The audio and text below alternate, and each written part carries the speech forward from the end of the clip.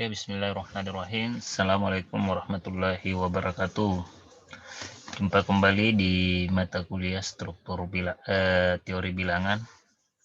Pada pertemuan kali ini, Bapak ingin membahas materi tentang struktur bilangan. Ya, jadi yang pertama yang saya akan bahas mengenai sejarah perkembangan bilangan. Ya, jadi secara perkembangan teori bilangan dapat dikelompokkan menjadi dua masa, yaitu yang pertama bilangan pada masa prasejarah. Jadi bilangan pada masa prasejarah ini juga biasa dikenal dengan masa sebelum Masehi. Ya, jadi konsep bilangan dalam proses berhitung itu berkembang dari zaman sebelum adanya sejarah. Artinya tidak tercatat sejarah kapan dimulainya. Mungkin bisa diperdebatkan, tapi ini diyakini sejak zaman paling primitif pun manusia memiliki rasa terhadap yang dinamakan bilangan.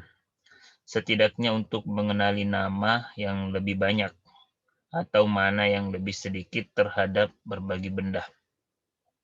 Nah, hal ini dibuktikan dengan ditemukannya benda matematika tertua, yaitu tulang Lebombo di pegunungan Lebombo di Switzerland, dan mungkin berasal dari tahun 35.000 sebelum Masehi. Nah, tulang ini berisi 29 torehan yang berbeda yang sengaja digoreskan pada tulang babon. Terdapat bukti bahwa kaum perempuan biasa menghitung untuk mengikat siklus haid mereka, yaitu 28 sampai 30 goresan pada tulang atau batu, diikuti dengan tanda yang berbeda. Yang kedua juga ditemukan tulang isago, ditemukan di dekat Sungai Nil, berisi sederetan tanda lidi yang digoreskan di 3 lajur memanjang pada tulang itu. Tafsiran umum adalah bahwa tulang isago menunjukkan peragaan terkuno yang sudah diketahui tentang barisan bilangan prima. Yang kedua, bilangan pada suku bangsa Babilonia. Matematika Babilonia itu merujuk pada seluruh matematika yang dikembangkan oleh bangsa Mesopotamia atau biasa dikenal dengan Irak, ya. Sejak permulaan Sumeria hingga permulaan peradaban Helenistik dinamai matematika Babilonia karena peran utama kawasan Babilonia sebagai tempat untuk belajar.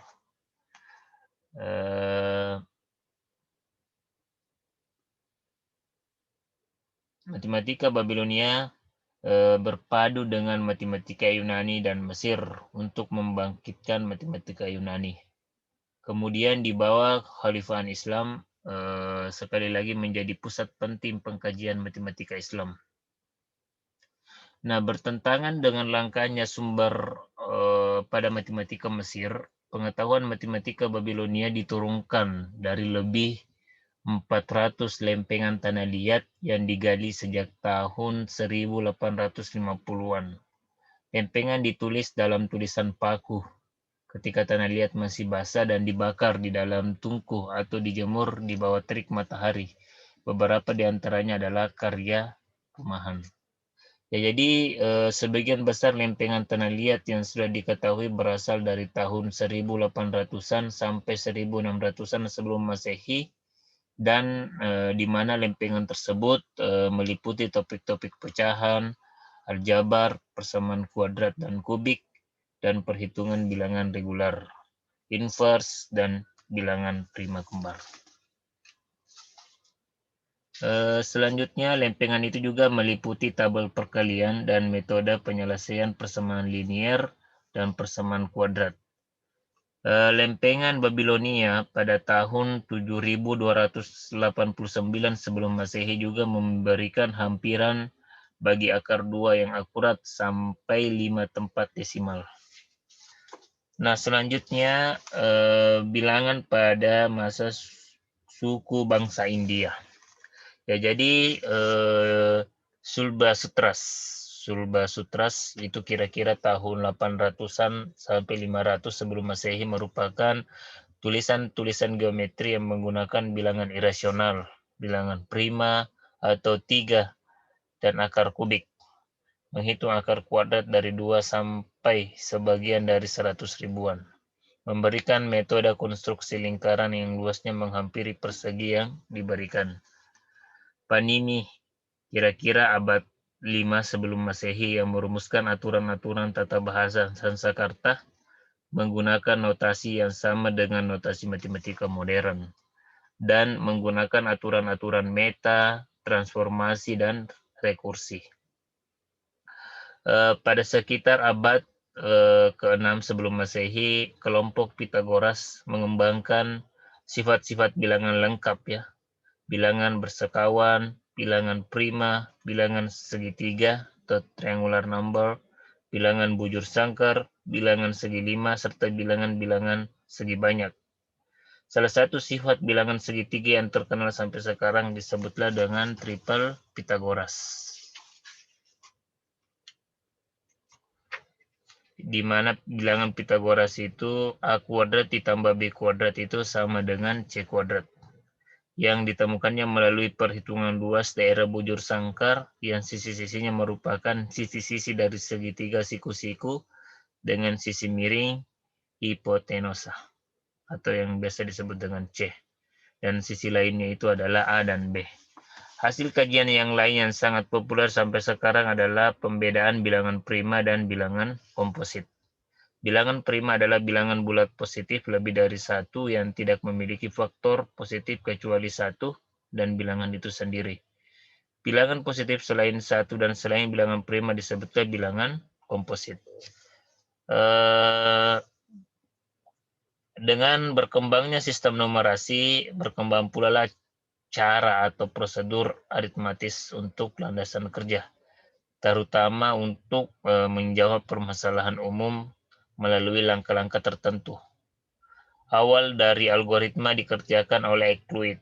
Pada sekitar abad 4 sebelum Masehi, Euclid mengembangkan konsep-konsep dasar geometri dan teori bilangan. Buku Euclid yang memuat suatu algoritma untuk mencari faktor persekutuan terbesar dari dua bilangan bulat positif dengan menggunakan suatu teknik atau prosedur yang efisien melalui sejumlah langkah yang terhingga. Kata algoritma berasal dari algoritm. Pada zaman Euclid, istilah ini belum dikenal.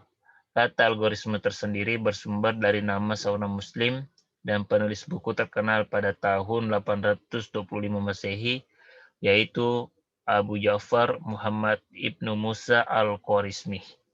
Bagian akhir dari namanya al-Khwarizmi mengilhami lahirnya istilah algoritma. Istilah algoritma masuk kosakata kebanyakan orang pada saat awal revolusi komputer, yaitu akhir tahun 1950-an. Pada abad 3 sebelum Masehi berkembang bilangan ditandai oleh hasil kerja Eratosthenes yang sekarang terkenal dengan nama saringan Eratosthenes.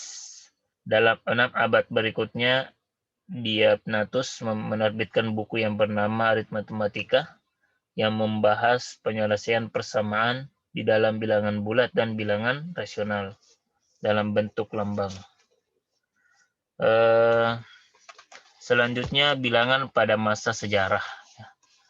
Ya, jadi tadi kan sejarah perkembangan bilangan dibagi menjadi 2, ya, masa prasejarah di mana ada bangsa Babilonia, bangsa India, dan sekarang pada masa sejarah.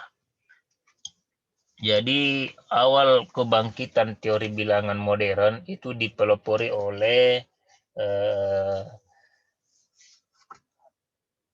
Pierre de Fermat, ya, pada tahun 1601 sampai 1665, Leonard de Euler pada tahun 1700-an, J.L. Lagrange pada tahun 1736 sampai 1813, Legendre, Dirichlet, Dedekind, Riemann, Vespasiano, Vespasian, dan Hadamar. Sebagai seorang pangeran matematika, Gauss juga begitu terpesona ya terhadap keindahan dan kecantikan teori bilangan. Dan untuk melukiskannya, ia menyebut teori bilangan sebagai the king of mathematics. Pada masa ini, teori bilangan tidak hanya berkembang sebatas konsep, tapi juga banyak diaplikasikan dalam berbagai bidang ilmu pengetahuan dan teknologi. Hal ini dapat dilihat pada pemanfaatan konsep bilangan dalam metode kode baris, kriptografi, komputer, dan lain sebagainya. Nah, berikut ditampilkan ya simbol-simbol bilangan yang telah ditemukan atau yang pernah ditemukan. Misalnya yang di sebelah kiri ini merupakan bilangan kuniform yang digunakan bangsa Babilonia sejak tahun 5000 sebelum Masehi. Jadi bangsa Babilonia itu menggunakan bilangan seperti ini ya, kuniform. Juga pada tahun atau masa primitif itu sendiri di tulang yang tadi saya sebutkan itu untuk kaum wanita menghitung siklus haidnya juga menggunakan lambang-lambang seperti ini ya, bukan 1, 2, 3. Jadi satu goresan itu menandakan 1, 2 goresan menandakan 2, di mana pada tulang yang tadi saya sebutkan itu tulang lebombo ya, pada tulang lebombo terdiri 28 sampai 30 goresan yang berbeda. Jadi itu menandakan berdasarkan hasil penelusuran merupakan siklus haid pada perempuan.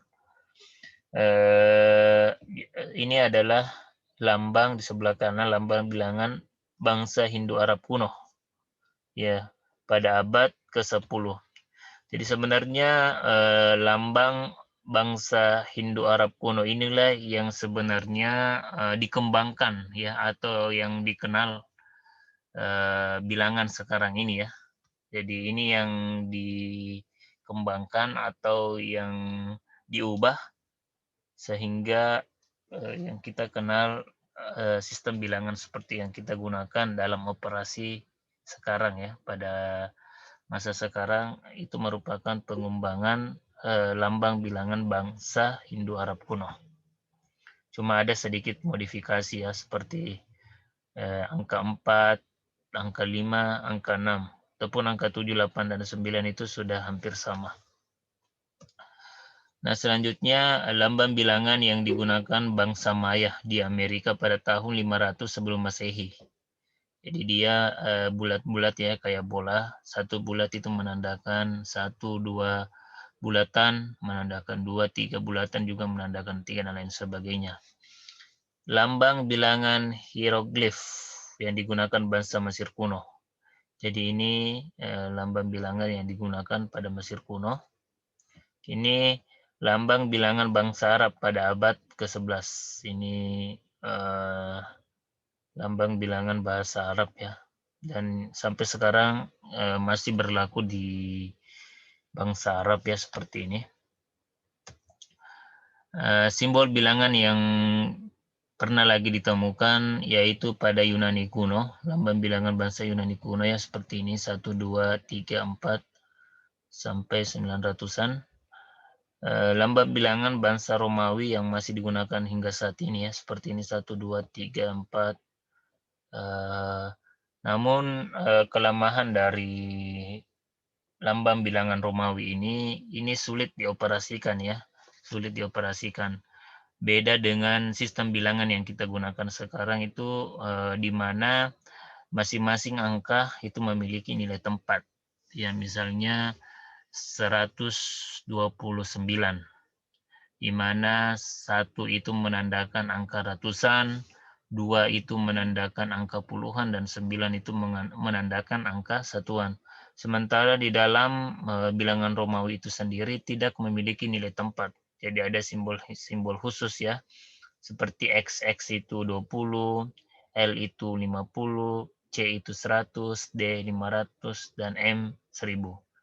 Jadi biasanya lambang bilangan Romawi yang biasa diaplikasikan pada masa sekarang itu hanya digunakan ya untuk tingkatan. Misalnya pada kelas 2 ada ruangan ya, ruangan kelas 2 itu biasanya menggunakan angka Romawi. Itu menandakan pada tingkatan kedua. Pada tingkatan keempat, kelas 4 ya, menggunakan simbol yang seperti ini. Begitu juga dengan perengkingan ya, perengkingan anak-anak pada masa SD.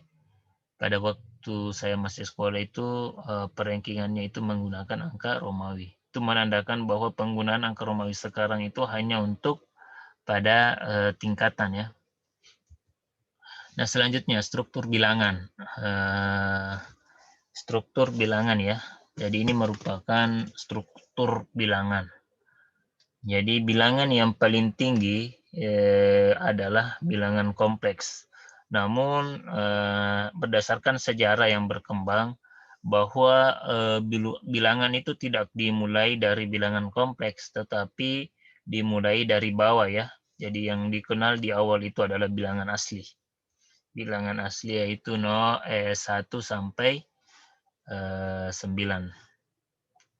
Dan di mana tadi telah saya jelaskan bahwa bahkan pada masa sebelum sejarah atau prasejarah, bahkan paling primitif sendiri itu ternyata sudah dikenal istilah bilangan prima dan bilangan ganjil. Begitu juga dengan bilangan komposit. Nah, baik, saya ingin jelaskan sedikit terkait dengan struktur bilangan. Nah, jadi bilangan kompleks ya, bilangan kompleks. Jadi bilangan kompleks itu adalah bilangan yang terdiri atas bilangan real dan bilangan imajiner. Oleh karena itu bilangan kompleks atau biasa disimbolkan dengan set dapat dinotasikan dengan hubungan penjumlahan antara bilangan real dengan bilangan imajiner. Jadi Z itu sama dengan A ditambah BI, di mana AB-nya itu adalah bilangan real dan I-nya itu adalah bilangan imajiner atau akar min 1. Nah, selanjutnya bilangan real. Nah, bilangan real itu adalah bilangan yang dapat disajikan dalam bentuk desimal tak terbatas. Sehingga bilangan real ini mencangkuplah bilangan irasional dan bilangan rasional. Sementara bilangan imajiner itu merupakan suatu bilangan yang tidak nyata, namanya imajiner ya, atau bilangan yang tidak nyata, dalam artian bahwa bilangan tersebut bukan merupakan bilangan rasional maupun bilangan irasional. Bilangan imajiner dilambangkanlah dengan I yang memiliki sifat di mana I itu adalah akar min 1. Jadi I kuadrat itu sama dengan min 1. Nah, selanjutnya bilangan rasional. Bilangan rasional itu adalah bilangan yang dapat dinyatakan dalam bentuk pecahan A per B, di mana A dan B adalah anggota bilangan bulat dan B-nya itu tidak sama dengan 0. Atau bilangan rasional itu bilangan yang desimalnya berulang ya atau berhenti. Sementara bilangan irasional adalah bilangan yang tidak dapat dinyatakan dalam bentuk pecahan. Jika bilangan irasional ditulis dalam bentuk desimal, maka bilangan itu tidak mempunyai pola yang berulang secara teratur. Contohnya akar 2. Akar 2 itu kan 0,12, 0,122, 00, dan selanjutnya. Jadi desimalnya itu tidak berulang dan tidak berhenti. Nah, dari bilangan rasional ini diturunkan lagi menjadi bilangan pecahan dan bilangan bulat. Bilangan pecahan adalah bilangan yang dapat dinyatakan dalam bentuk A per B, di mana A dan B adalah anggota bilangan bulat, B tidak sama dengan 0 dan atau 1. Dan B juga ini bukan merupakan bukan merupakan faktor dari A. Jadi B itu bukan merupakan faktor dari A. Atau A itu bukan kelipatan dari B. Selanjutnya bilangan bulat. Bilangan bulat adalah semua bilangan yang bukan merupakan bilangan pecahan. Bilangan bulat terdiri dari gabungan antara bilangan 0, bilangan asli, dan bilangan negatifnya. Jadi bilangan bulat di sini dibagi menjadi dua ya, bilangan caca dan bilangan bulat negatif. Jadi kita tahu ya bahwa bilangan caca itu adalah bilangan gabungan antara bilangan asli, bilangan bulat positif, dan bilangan 0. Jadi bilangan caca itu adalah gabungan antara bilangan asli dan bilangan 0. Nah, bilangan asli itu sendiri dibagi lagi menjadi bilangan genap, bilangan ganjil, bilangan prima, dan bilangan komposit. Nah, jadi seperti itulah ya struktur bilangan dikembangkan ya, dikembangkan. Jadi berdasarkan penemuan bilangan dan struktur bilangan ini itu ditemukan dari bawah ke atas ya. Jadi ditemukan dari bawah ke atas. Dalam artian bahwa konsep bilangan itu sendiri muncul dari yang sederhana ya, dimulai dari bilangan asli, lalu Al-Khwarizm memperkenalkan bilangan 0, lalu kemudian seiring dengan kebutuhan manusia ya, jadi dikenallah bilangan caca. Namun seiring perkembangan pengetahuan ternyata masih ada saja kebutuhan yang membutuhkan bilangan selain dari bilangan caca. Anggaplah misalnya suhu di bawah 0 derajat atau lantai di bawah permukaan tanah.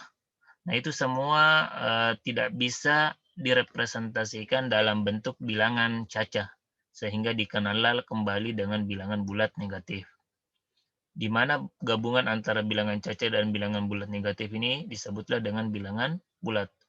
Namun bilangan bulat ini sendiri belum mampu juga mengatasi permasalahan yang muncul pada masyarakat, di mana muncullah lagi bilangan pecahan ya, misalnya pembagian harta warisan yang itu membutuhkan angka-angka bilangan pecahan.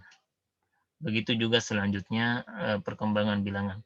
Namun struktur bilangan, perkembangan bilangan ini akan kita pelajari lebih mendalam juga di mata kuliah Psikologi Pendidikan Matematika.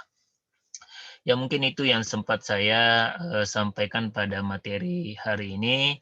Sebagai tugas dari adik-adik semua, saya meminta ya kepada adik-adik untuk merangkum ya struktur bilangan ini, membuat rangkuman terkait struktur bilangan dan memberi penjelasan dan disertai dengan contoh ya terkait dengan apa itu bilangan kompleks, definisinya apa dan contohnya, begitu juga dengan bilangan real dan contohnya, definisi bilangan imajiner dan contohnya, sampai ke bilangan komposit dan contohnya.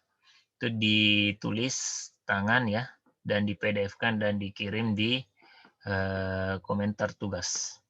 Oke, sampai di sini pertemuan kita pada hari ini. Terima kasih atas kebersamaannya. Saya tutup dengan sama-sama atau mengajak adik-adik membaca kalimat hamdalah. Alhamdulillahirrabbilalamin. Assalamualaikum warahmatullahi wabarakatuh.